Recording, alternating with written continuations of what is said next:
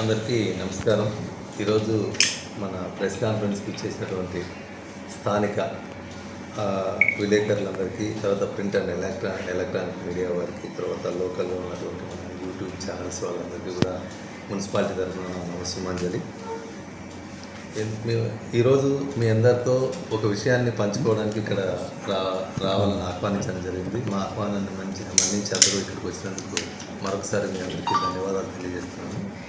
ఏంటంటే ఇటీవల ఒక 2 విషయాల్లో కొంచెం ప్రజల్లో కానివ్వండి, మిగతా అన్ని చోట్ల మనకి వచ్చినటువంటి వార్తా ప్రసారాల్లో వచ్చిన అంశాల వల్ల కొంచెం ఒక విభిన్నమైనటువంటి ఆలోచనలు, తర్వాత ఏం జరుగుతుంది, ఏం జరగలేదు, అసలు మున్సిపాలిటీలు ఏం చేస్తున్నారు, అసలు ప్రజల సొమ్మును ఎక్కడన్నా పక్కదారి పడుతుందా అనేటువంటి ఒక ఆలోచన విధానాన్ని రేకెత్తించే విధంగా మనకు ఒక రెండు మీటింగుల ద్వారా రావడం జరిగింది బయటికి. సో వాటిని క్రోడీకరించి మనం చెప్తే, మన బీజేపీకి సంబంధించినటువంటి సార్ ప్రదీప్ రెడ్డి గారు వారి నాయకత్వంలో గత 15-20 రోజుల కిందట ఒకసారి రావడం జరిగింది. అందరూ వచ్చేసి వారు మాట్లాడడం ఏంటంటే, సార్ ఇట్లా మీకు ఏదైతే వెజిటబుల్ మార్కెట్లో ఉందో అక్కడ ఉన్నటువంటి 2 వీలర్ స్టాండ్కి మీరు ఎవరికైతే పర్మిషన్ ఇచ్చారో వాళ్ళు మున్సిపల్ కమిషనర్కి 6,000 రూపాయలు రోజు కడతాన్నాం, మేము రోజు ఇచ్చేస్తున్నాం మేము డబ్బులు, కాబట్టి మేము ఎంతైనా వసూలు చేసుకోవచ్చు అనేటువంటి విధానంలో వాళ్ళు ప్రవర్తిస్తున్నారు. తర్వాత వాళ్ళు కొంచెం పద్ధతిగా కూడా సరిగా లేదు వాళ్ళది. తర్వాత దాన్ని కొంచెం స్ట్రీమ్ లైన్ చేయండి సార్ అని వచ్చారు.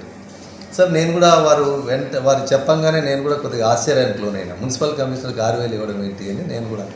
సార్ వెంటనే నాకు గుర్తొచ్చింది, 6,000 రూపాయలు వాళ్ళు మా చలానా కట్టి మన ఖజానాకు, మన జనరల్ ఫండ్ ఖజానాకు ప్రతిరోజు చెల్లిస్తుంటారు 6,000 రూపాయలు అనేది గతంలో నేను ఒకసారి వెళ్ళినప్పుడు అక్కడ ఆ చర్చకి రావడం జరిగింది.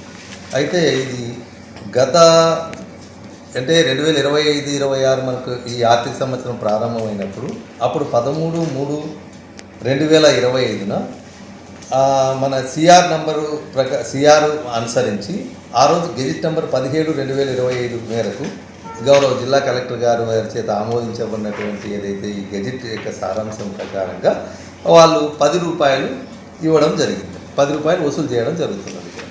ప్రతి స్కూటర్కి, మోటార్ సైకిల్కు, ఆటో రిక్షాకు 10 రూపాయలని చేయడం జరిగింది. అయితే ఇక్కడ ఒక చిన్న అంశం అక్కడ ఉన్నటువంటిది ఏంటంటే, వారు చెప్పిన అభ్యంతరం ఏం చేయబడింది, మీకు ఎక్కడైనా స్కూటర్ కానివ్వండి, ఆటో కానీ వచ్చినప్పుడు మీ స్టాండ్లో నిలిపి బయటికి పోయినప్పుడు తీసుకొని వెళ్ళినప్పుడు మాత్రమే 10 రూపాయలు వసూలు చేయాలి. కానీ మేము ఎవరైనా బండి వేసుకొని పోయి ఇలా బయటికి వెళ్ళి ఎగ్జిట్లో వెళ్ళేటప్పుడు మమ్మల్ని నిలిపి దీనికోసమే వచ్చినారు కదా అని 10 రూపాయలు వసూలు చేస్తున్నారు సార్, ఇది తప్పు కదా అని చెప్పేసి అన్నారు. సరే, మనం దాన్ని కూడా దృష్టిలో పెట్టుకొని సరే అండి మేము దాన్ని ఒకసారి స్ట్రీమ్ లైన్ చేస్తామని చెప్పడం జరిగింది. సరే, ఆ వెంటనే నేను నెక్స్ట్ డే నెక్స్ట్ డే కొద్దిగా పని భారం ఉండడం మూలంగా ఆ తర్వాత 3వ రోజు నేను మళ్ళీ ఎంఈ గారిని, ఏసీపీ గారిని పిలవడం జరిగింది. ఏసీపీ గారు ఏమైనారంటే ఇంతలోనే కొన్ని దురదృష్టవశాత్తు ఆయన మా దగ్గర నుంచి కొన్ని అనివార్య కారణాలను బయటకు వెళ్ళిపోవడం జరిగింది. సో ఎంఈ గారిని పిలిచి అడగడం జరిగింది. ఇట్లా వాళ్ళు వచ్చి అడిగారండి, దీనిపైన మనం ఒక మంచిగా ఒక ఎన్మార్క్ చేసేసి అక్కడ ఉన్న టీ బంకులు కూడా తరలించి పక్కన పెట్టేసి ఒక పెద్దగా వైడ్గా ఉన్నట్టు చేయొచ్చు కదా అని చెప్పేసి నేను, సార్ ఇక్కడ ఒక చిన్న సమస్య ఉంది సార్, లేకపోతే చేయడానికి ఏముంది, ఇప్పుడు చేసేది వాళ్ళము ఒక 2 కారణాలతో మనం అది చేయలేకపోతున్నాం. దానిపైన మనం ఎక్కడైతే తాత్కాలిక వెజిటబుల్ మార్కెట్ అని అక్కడ నుంచి ఆ కొత్త మార్కెట్ కట్టడానికి డిస్లోకేట్ చేస్తూ ఇక్కడ తాత్కాలిక వెజిటబుల్ మార్కెట్ ఏర్పాటు చేసినప్పుడు దీన్ని స్కూల్ స్థలంలో ఉందనే ఉద్దేశంతో కొంతమంది అప్పుడు ఉన్నటువంటి వాళ్ళు హైకోర్టును ఆశ్రయించడం జరిగింది సార్. హైకోర్టు యొక్క అప్పుడు తాత్కాలికంగా కొన్ని ఆదేశాలు జారీ చేయడం జరిగింది.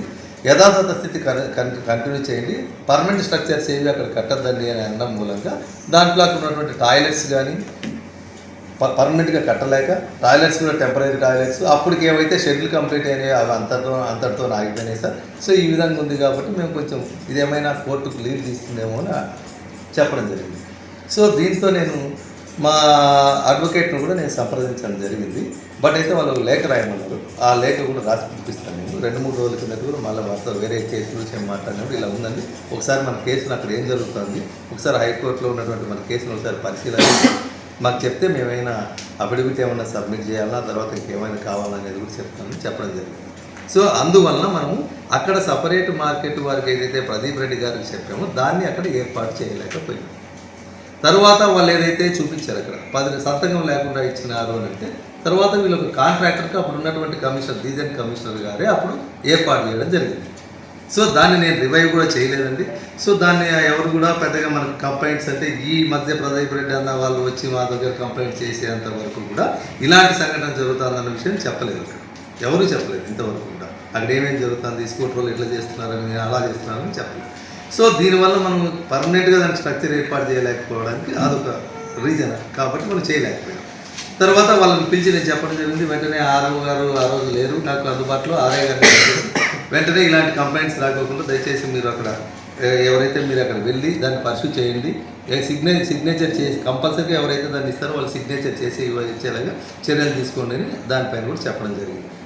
ఇక రెండో అంశం ఏంటంటే మళ్ళీ మొన్న ఒక యూట్యూబ్లో మళ్ళీ ఒక వీడియో ఒకటి రావడం జరిగింది. ఆ రోజు ఏం మాట్లాడినారంటే సారు ఇది చేపల మార్కెట్ గురించి మాట్లాడారు, చేపలు ఫ్రూట్ ఇది కిరాణా దీని గురించి మాట్లాడారు. ఇది కూడా ఈ గెజిట్ అనుసరించే ఉందండి, ఈ గెజిట్లోనే ఉంది 50 రూపాయలు అనేది. 17/2025లో ఉన్నటువంటి గెజిట్ 13/3/2025 ఏదైతే గవర్నమెంట్ డిక్లేర్ చేసి ఇచ్చినటువంటి gazette according to municipal council resolution తీర్మానం మేరకే అందులోని ఇవ్వడం జరిగింది. అయితే అక్కడ 350 రూపాయల స్లిప్ ఎందుకు కనపడుతుంది సార్ అని మీకు డౌట్ రావచ్చు.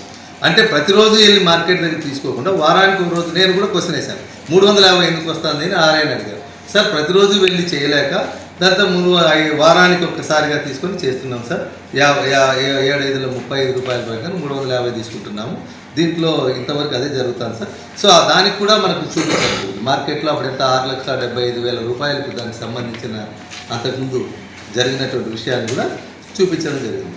దీంట్లో ఎక్కడైనా ఒకటో రెండో ఎవరైనా మనకు తెలియకోకుండా కానీ వాళ్ళ షాపులు ఎక్కడైనా ఎక్కువ పెట్టుకోను లేకపోతే ఇంకా ఇతరత్రా కానీ ఏదైనా విషయాలు ఉండి అక్కడ ఏదైనా సాంకేతికంగా వాటి ఉన్నటువంటి స్థానిక పరిస్థితుల ఆధారంగా ఏదైనా ఉత్పన్నమైనటువంటి సమస్యలను మా దృష్టికి సామరస్యంగా తీసుకొని రాస్తే మేము తప్పకుండా దాన్ని ఎవరికి ఫేవర్ అన్ఫేవర్ అనేది ఉండదండి.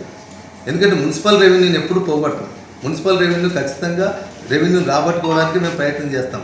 మీకు అందరికీ తెలుసు మనం ఏదైతే మనం మొన్న ఎగ్జిబిషన్ చేశాం, ఎగ్జిబిషన్లో కూడా నా పైన అనేక వచ్చాయి వార్తలు రాశారు. కానీ గతంలో కంటే ఇంకా ఎక్కువగా వచ్చింది. ఇక్కడ 1,91,44,000 రూపాయలు పాట పాడారు. అందులో మా ప్రమేయం ఏం లేదండి, అక్కడ సిచ్యుయేషన్ ఆధారంగా ఎవరికి వాళ్ళు పోటీదారులుగా పాడినారు. ఇందులో కొత్తగా మనం చేసింది కానీ ఇదేం లేదండి. కాబట్టి ఇక్కడ ఎక్కడా కూడా ప్రభుత్వ ఆదాయానికి గండి కొట్టేటువంటి ఆలోచనలు కానివ్వండి, ఎక్కడన్నా తప్పులు జరిగితే నోటీస్కి వస్తే కానీ చర్యలు తీసుకోకుండా ఉండేదాన్ని కానీ ఎక్కడ మేము వెనుకాడమండి. దీంట్లో ఎవరికి ఒత్తాసు పలకడం కానీ ఎవరికి ఇంకొకరికి ఇండైరెక్ట్గా సహాయం చేసేది కానీ ఉండదని సవినయంగా మీకు అందరికీ తెలియజేసుకుంటున్నానండి. ఇంకొక విషయం ఏంటంటే నేను విలేకరులకు అందరూ ఇక్కడే స్థానికంగా ఉన్నటువంటి వాళ్ళందరూ దాదాపుగా అందరూ పెద్దవాళ్ళందరూ ఇక్కడే ఉన్నారు. ముఖ్యంగా మున్సిపాలిటీ ప్రతి న్యూస్ను కవరేజ్ చేసే వాళ్ళందరూ ఇక్కడే ఉన్నారు. నేను కోరేది ఏంటంటే మీకు ఎవరైనా మీటింగ్ పెడతారు, ఎందుకంటే ప్రజాస్వామ్యంలో ఎవరైనా ఏదైనా వాళ్ళకున్న అంశాల ఆధారంగా వారికి ఉన్న అవగాహన ఆధారంగా వారికి ఉన్నటువంటి తెలిసిన చట్టం ఆధారంగా వారికి ఉన్నటువంటి ఏదైతే వాళ్ళకు ఇన్ఫర్మేషన్ ఆధారంగా మీ వీడియో కాన్ఫరెన్స్లో పెట్టి చెప్పచ్చండి. ఈ కాన్ఫరెన్స్లు పెట్టేసి ప్రెస్ కాన్ఫరెన్స్లు పెట్టేసి ఇలా జరుగుతుంది అని చెప్పచ్చు. తమరు ఎవరైనా కానీ వేసేటప్పుడు దయచేసి నేను పర్సనల్గా దొరకకపోయినా కనీసం నేను లేకపోయినా మా ఆర్ఓ గారు కానివ్వండి, మా ఏసీ గారు కానివ్వండి, మీరు మాతో సంప్రదించి వేయవలసిందిగా కోరుతున్నాను. దాంట్లో ఎంత భయంకరంగా సెకండ్ వీడియోలో ఎలా రాశారంటే కమిషనర్ గారికి కమిషన్లు ముట్టుకున్నాయి, కమిషనర్ గారే డబ్బులు తీసుకుంటున్నారు. ఇలా అంటే అసలు ఎవరు ఏదైనా నిర్దిష్టమైనటువంటి ఆరోపణలతో కానీ నిర్దిష్టంగా పలానా చోట నువ్వు చేయి పెట్టి పలానా చేయించావు, పలానా షాప్ దగ్గరికి వచ్చి ఇలా చేశారు, పలానా వాళ్ళు ఇంతే అమ్మమన్నారు, లేదా ఇంత వచ్చి ఇక్కడ కట్టండి, ఇంత వచ్చి పలానా వాళ్ళు కట్టండి అని ఎక్కడైనా మేము నిర్దేశంగా ఎక్కడైనా చెప్పినట్టు కానీ మీ దగ్గర ఆధారాలు ఉంటే తప్పకుండా దానికి మేము ఎవరు ప్రభుత్వ ఉద్యోగులం అండి.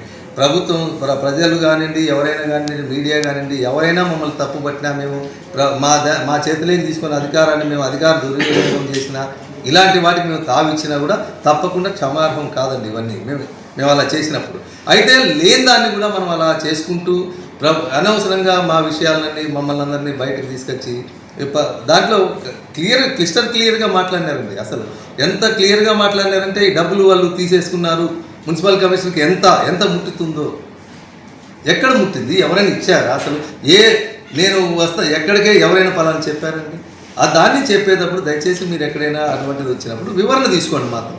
మేము ఇచ్చిన వివరణకు సహేతుకం కాదు, మా దగ్గర ఆధారాలు ఉన్నాయని మీరు చూపిస్తే దాన్ని ఎవరు ఆపలేమండి. చెప్పిన వాళ్ళకి చెప్పండి సార్, వివరాన్ని మేము అడగాల్సిన అవసరం లేదు. ఎవరైతే మీరు చెప్పినారో వాళ్ళకి చెప్పండి. దాంట్లో నేను మాట్లాడుతాను, ఏం మాట్లాడలేదు. దాంట్లో వచ్చిన దాన్ని ఎవరికైనా మీ నోటీస్కి వచ్చినప్పుడు మీరు చేయాలి, మీరు ఎక్కడైనా మీ న్యూస్లో వేస్తున్నప్పుడు కానివ్వండి, ఏదైనా వచ్చినప్పుడు కానివ్వండి మమ్మల్ని వివరణ తీసుకోండి. లేదంటే నేను కానీ మా ఏసీ గారు ఉంటారు, మా ఆర్ఓ గారు ఉంటారు, అందుబాటులో ఉంటాం. అందులో ఈ రెవెన్యూకి సంబంధించిన ప్రతి అంశం కూడా రెవెన్యూ డిపార్ట్మెంట్ నుంచినే వెళ్తాయి. దానికి వాళ్ళే కలెక్షన్కి అంతా పర్యవేక్షణ చేస్తుంటారు. వచ్చిన అమౌంట్ అంతా ఖజానాకి చేరుతుందా లేదని కూడా పర్యవేక్షణ చేస్తుంటారు. అన్ని రకాల సమాచారం వాళ్ళ దగ్గర ఉంటుందండి. మీకు ఏదైనా కానీ క్వశ్చన్కి సమాధానం ఉంటుంది తప్పకుండా. దీంట్లో ఎవరు అతీతులం అయితే కాదు. మేము తప్పు చేసినా మా ఎవరికైనా శిక్షకు గురవుతాము, దాంట్లో అనుమానమే లేదు దీంట్లో. కాబట్టి దయచేసి ఇది ఉన్న అంశమని మీకు అందరికీ తెలియజేస్తున్నాను. ఇది కేవలం 50 రూపాయలు కానీ 10 రూపాయలు కానీ పెట్టినటువంటి అంశం, ఇది ఎవరో తీసుకున్న నిర్ణయం కాదు, గెజిట్లో వచ్చినటువంటి అంశం అనేది తెలియజేయడం కోసమే మీకు అందరికీ ఈరోజు తెలవడం జరిగింది. చిన్న